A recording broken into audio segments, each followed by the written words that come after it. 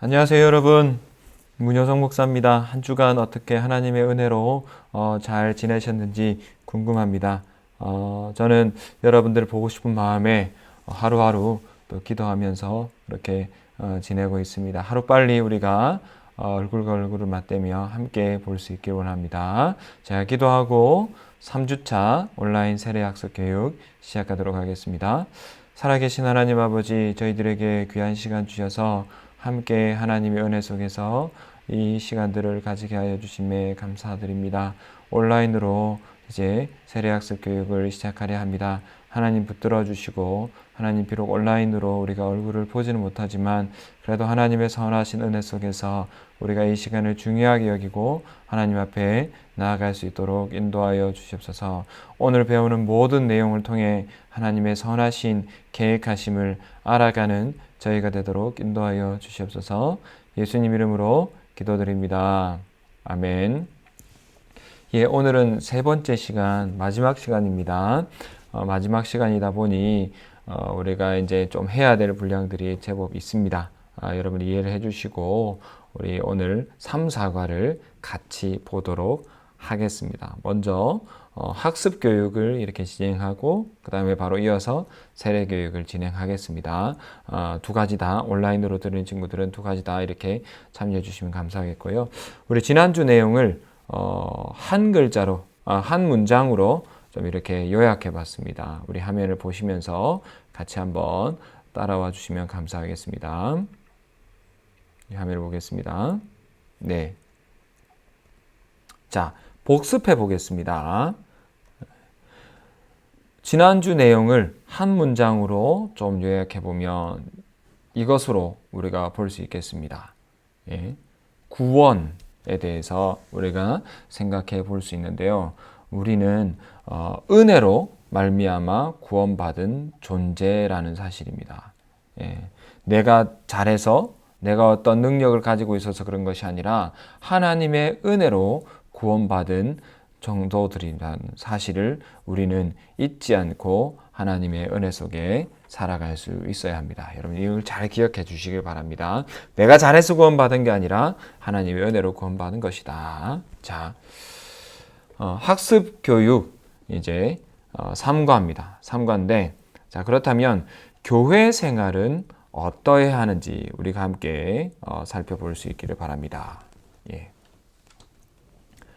첫 번째로 온전한 예배를 드릴 수가 있어야 합니다. 교회는요, 온전한 예배라는 것이 무엇이냐면 내 생각과 내 의지대로 하는 것이 아니라 하나님이 기뻐하시는 방법으로 우리는 예배해야 하는 것이죠.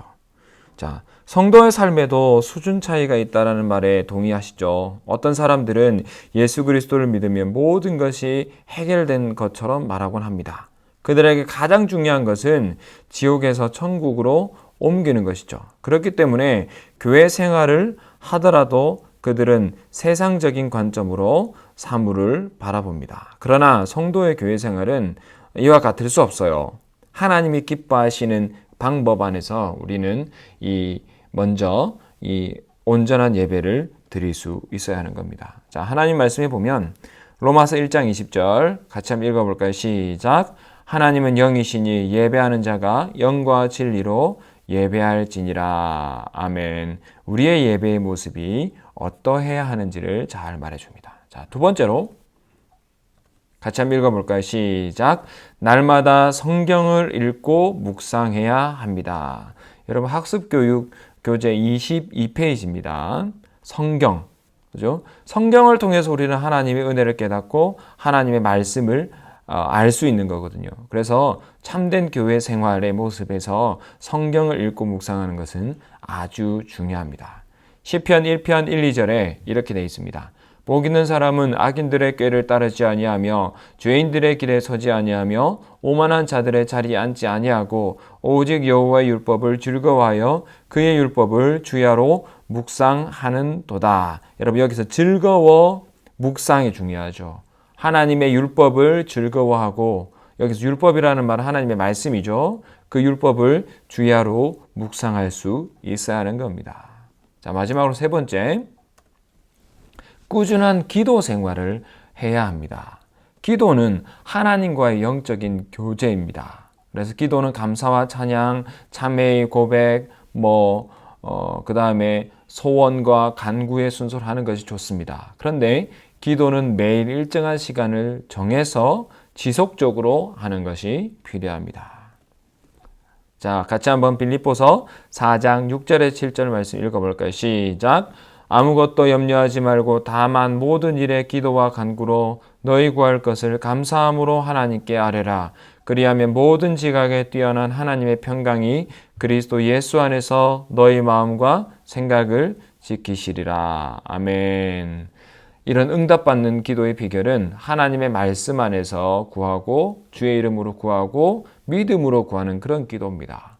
우리가 아버지 되신 하나님께 기도할 때 하나님은 가장 선하신 방법으로 가장 적당한 시간에 응답해 주신다는 사실을 우리는 잊지 말아야 하는 것입니다. 자, 그리고 마지막으로 네 번째, 교회 생활은 어떠해야 됩니까? 네 번째 읽어볼까요? 시작! 바른 헌금 생활을 해야 합니다. 바른 헌금 생활. 하나님이 기뻐하시는 이 헌신을 말하는 것이죠. 헌금은 예배를 통하여 하나님께 나온 사람들이 드리는 예물입니다. 성도는 하나님께서 내려주신 은혜에 대한 감사의 표시로 또한 하나님을 전심으로 믿는 신앙의 그런 행위로 하나님 앞에 헌금을 하는 것입니다. 액수가 중요한 게 아니에요. 하나님 앞에 내 마음을 온전하게 드리는 것. 액수가 아무리 많아도 마지못해 내거나 하나님의 은혜에 합당한 모습이 아니면 하나님이 기뻐 받으시지 않으시는 거예요. 액수가 비록 적더라도 최선을 다해서 드리는 헌금을 하나님께서 기뻐하시는 겁니다. 자, 고린도후서 9장 7절의 말씀입니다. 같이 한번 읽어볼까요? 시작! 각각 그 마음에 정한 대로 할 것이요 인색함으로나 억지로 하지 말지니 하나님은 즐겨내는 자를 사랑하시느니라. 아멘. 우리에게 있는 물질의 주인은 우리 자신이 아니라 하나님입니다. 그죠? 그래서 하나님 앞에 우리는 이 것들을 드릴 수 있어야 되는 겁니다. 우리가 드리는 헌금은 복음을 위해 사용되어집니다. 그래서 복음 전파, 구제 사업, 여러 가지 일들, 하나님의 나라에 이 확장되는 일에 기여하게 됩니다. 그래서 우리는 헌금을 드릴 때 내 삶의 신앙 고백이다 생각하고 우리는 드릴 수 있어야 하는 겁니다. 자, 교회 생활은 어떠해야 됩니까? 네 가지였죠. 첫 번째 뭡니까? 온전한 예배를 드려야 합니다. 두 번째, 날마다 성경을 읽고 묵상해야 됩니다. 그리고 세 번째, 꾸준한 기도 생활을 해야 됩니다. 네 번째, 뭐였습니까? 바로 바른 헌금 생활을 우리는 할 수 있어야 하는 겁니다. 우리 이 사실 잘 기억하시길 바랍니다. 자, 다음 가로 넘어가겠습니다. 사과는 성도의 삶은 어떠합니까? 라는 제목입니다. 자, 술 취한 사람과 성령 충만한 사람의 공통점이 있습니다. 첫째, 자기가 스스로를 통제할 수 없습니다. 둘째, 평소 자신이 할 수 없는 일을 하게 됩니다. 셋째, 그들만의 독특한 냄새가 납니다. 그러나 그 두 공통점 사이에는 엄청난 차이가 존재합니다. 술에 취하면 자신의 건강도 잃고 가정도 불행해지고 사회도 타락하지만 성령에 취하면 죽은 영혼이 살아나고 가정이 행복해지고 축복을 받습니다. 따라서 성도는 술 취하지 말라 이는 방탕한 것이니 오직 성령의 충만을 받으라는 사도 바울의 권면과 같이 거룩한 삶을 살 수 있어야 하는 겁니다. 자, 화면을 보실게요. 자, 첫 번째 뭐라고요? 거룩한 삶을 살아야 합니다. 로마서 12장 2절의 말씀을 보면 너희는 이 세대를 본받지 말고 오직 마음을 새롭게 함으로 변화를 받아 하나님의 선하시고 기뻐하시고 온전하신 뜻이 무엇인지 분별하도록 하라라고 말씀하고 있습니다. 우리는 이 세대를 닮은 사람이 아니라 구별되어 존재하는 삶이어야 함을 기억하시길 바랍니다. 그리고 두 번째 성도의 삶은요, 서로 섬기는 가정생활을 해야 합니다. 서로 섬기는, 한 사람이 일방적으로 섬기는 것이 아니라 서로 섬겨야 됩니다. 그리스도인의 가정생활이 아름다워야 해요. 그래서 아름다워야 하기 때문에 하나님이 이루어 주신 가정이 하나님께 영광 돌리고 하나님의 거룩한 뜻을 이루도록 우리는 노력할 수 있어야 됩니다. 이런 가정을 이루려면 무엇보다 서로 섬기는 모습이 있어야 합니다. 부모는 자녀를 사랑으로 섬기고 자녀는 부모를 진실한 마음으로 섬겨야 됩니다. 그런 가정이 하나님께서 기뻐하시는 가정인 것이죠. 자, 에베소서 6장 1절 4절 같이 읽어볼까요? 시작. 자녀들아, 주 안에서 너희 부모에게 순종하라. 이것이 옳으니라. 또 아비들아, 너희 자녀를 노엽게 하지 말고 오직 주의 교훈과 훈계로 양육하라. 이 사실을 우리는 꼭 기억해야 됩니다. 그리고 세 번째, 성도의 삶은 세상의 빛과 소금이 되는 삶이어야 하는 것입니다. 자, 세상의 빛과 소금. 분명히 세상을 말하고 있습니다.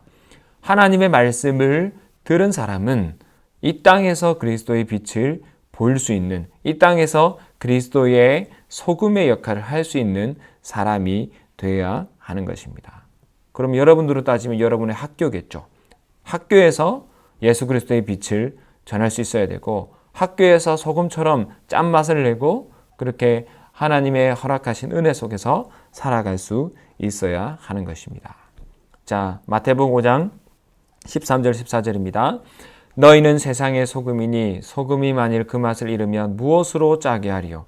후에는 아무 쓸데없어 다만 밖에 버려져 사람에게 밟힐 뿐이니라. 너희는 세상의 빛이라. 산 위에 있는 동네가 숨겨지지 못할 것이요. 아멘. 우리는 그 사실을 꼭 기억할 수 있어야 하는 겁니다.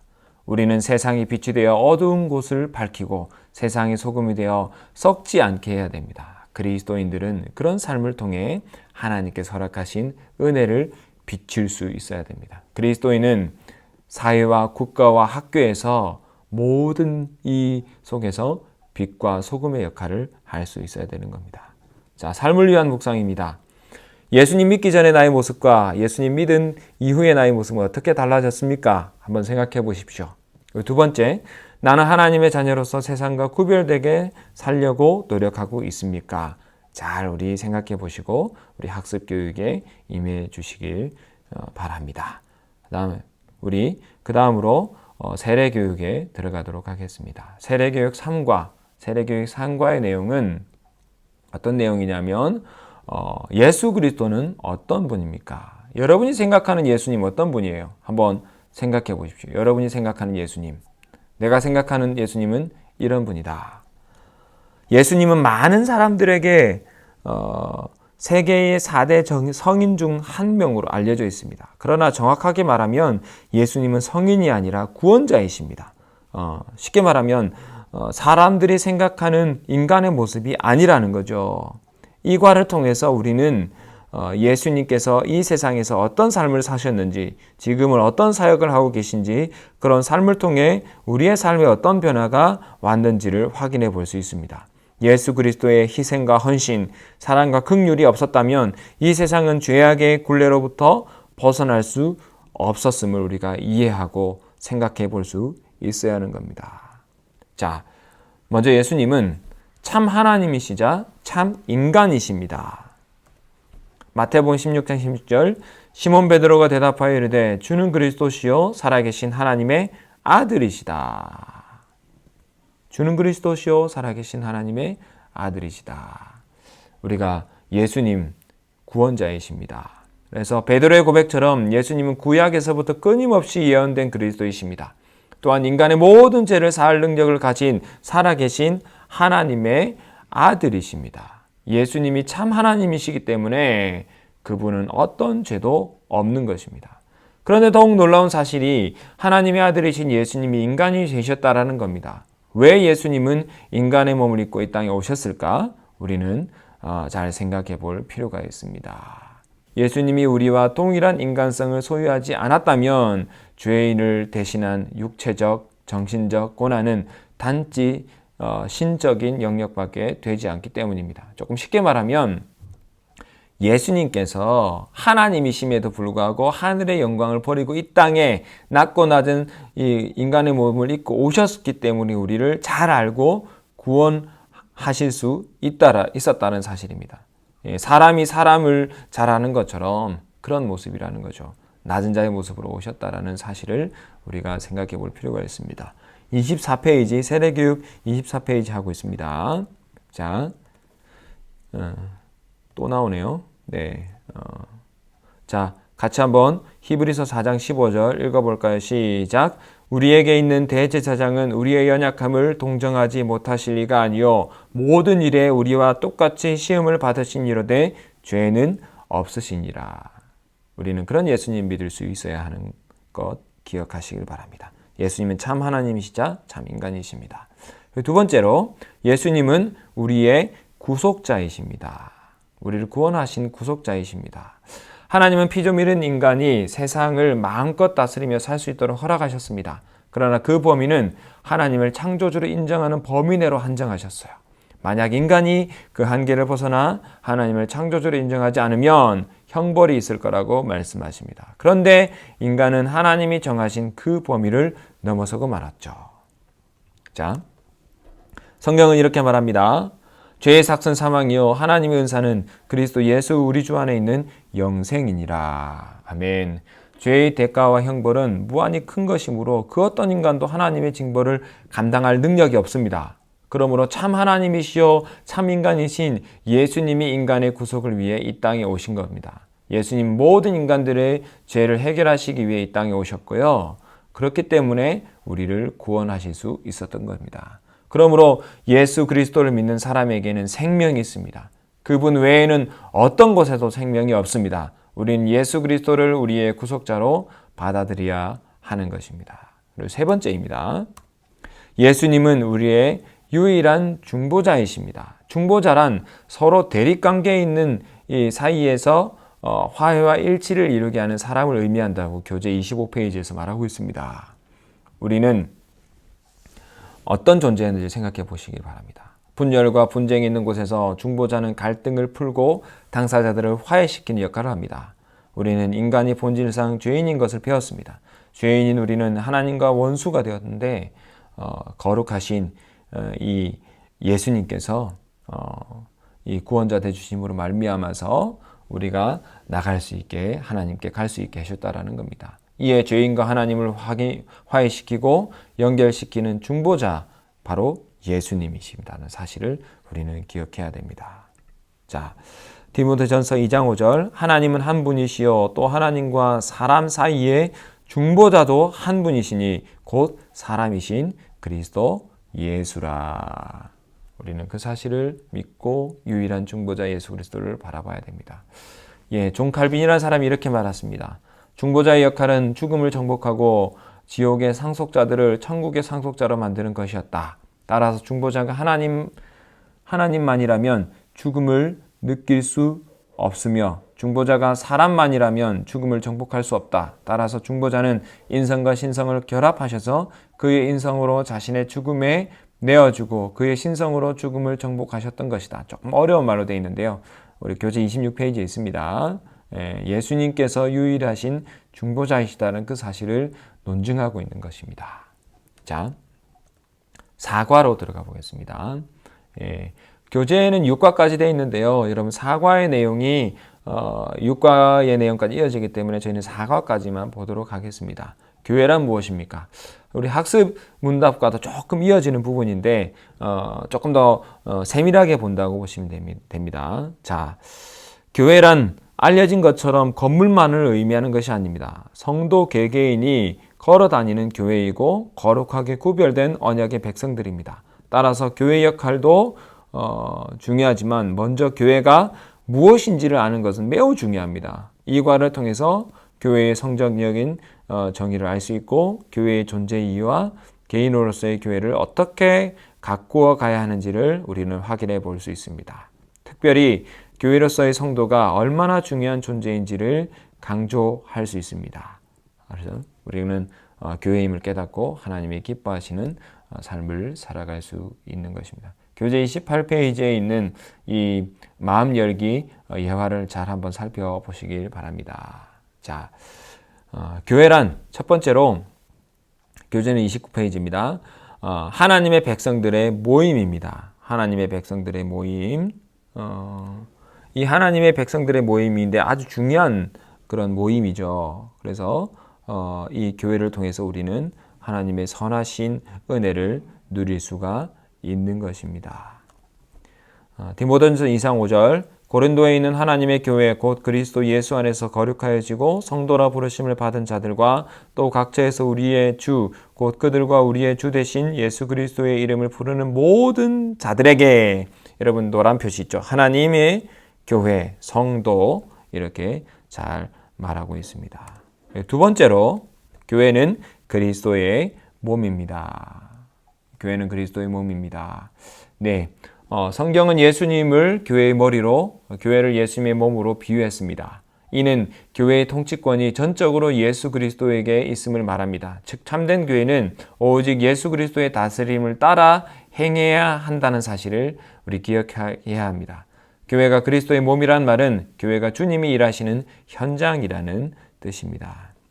에베소서 4장 11절에 12절 같이 읽어보겠습니다. 시작. 그가 어떤 사람은 사도로, 어떤 사람은 선지자로, 어떤 사람은 복음 전하는 자로, 어떤 사람은 목사와 교사로 삼으셨으니 이는 성도를 온전하게 하여 봉사의 일을 하게 하며 그리스도의 몸을 세우려 하심이라. 예, 우리는 교회는 성도를 온전하게 하며 봉사일을 하게 하여 그리스도의 몸을 세우는 목적을 위해 이 땅에 존재한다는 사실을 기억하시기 바랍니다. 부활하신 주님은 자신의 몸된 교회 안에서 임재하시고 역사하십니다. 주님께서는 구속의 은총과 열매들을 교회에 전달하시며 부활의 능력과 생명력을 공급한다는 사실을 기억하시기 바랍니다. 그리고 세 번째, 교회는 성령의 전입니다.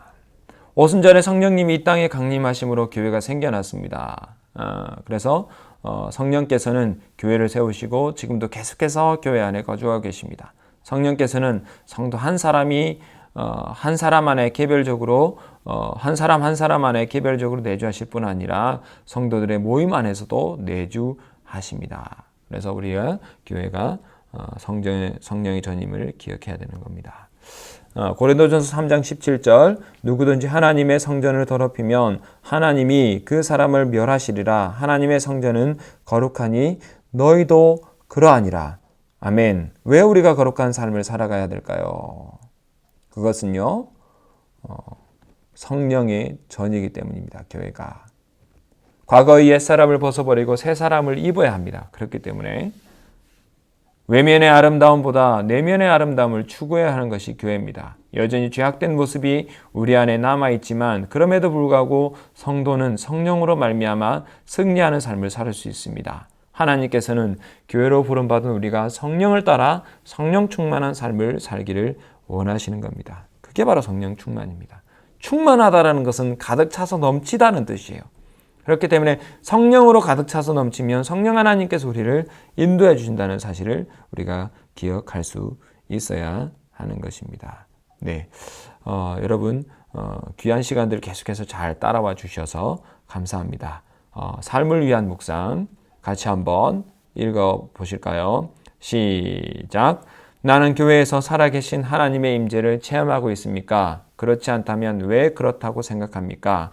나는 교회의 한 일원으로 어떤 일에 관심을 가져야 할까요? 나의 제일 우선되는 관심은 무엇입니까? 교회로서 어떤 일에 관심을 가져야 됩니까? 당연히 하나님의 말씀에 관심을 가지고 거기에 중심을 두고 그렇게 해서 교회 생활을 해나갈 수 있어야 하는 겁니다. 누구나 실천해야 할 그 사실을 우리가 잘 기억해 보고 이 교회로서 어떻게 살아갈지를 생각해 봐야 됩니다. 그런 면에서 우리는 주일 성수를 해야 되고요. 세례를 받고 난 이후에, 그죠? 우리가 세례교인으로서 이 땅에서 이 교회에서 살아갈 때에 하나님의 말씀에 합당하게 살아가야 되고요. 그리고 성찬을 통해서 하나님의 은혜를 누릴 수 있어야 되고 매일매일 주어지는 말씀을 통해서 우리는 기쁨을 누릴 수 있어야 됩니다. 그죠? 기도해야 되고 예배해야 됩니다. 헌금해야 되고, 그죠? 하나님의 선하신 은혜로 그렇게 살아갈 수 있도록 성도로서의 삶을 살아갈 수 있어야 되는 겁니다. 마지막으로 세례교인이 된다는 것은 세상적인 삶의 습관을 끊고 그리스도 안에서 새로운 삶을 살아가는 것이기 때문에 우리는 이 교회로서, 교회의 한 일원으로서 이 말씀을 기억하고 나아갈 수 있어야 한다는 사실을 우리가 잊지 마시길 바랍니다. 네, 오늘은 조금 길게 했네요. 이 같이 하다 보니까 이렇게 할 수밖에 없다는 사실을 여러분 이해해 주시고요. 여러분들이 또 그동안 배운 내용들을 잘 기억하시고 그동안 잘 준비할 수 있기를 바랍니다. 이제 딱 일주일 남았네요. 그래서 여러분이 학습받고 세례받는다라는 것은 너무 귀하고 중요한 일입니다.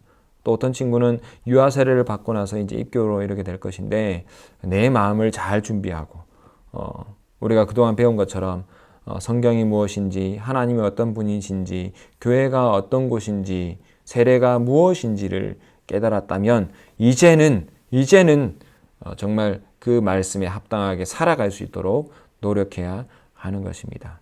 아시겠죠? 네, 꼭 기억하시길 바라고요.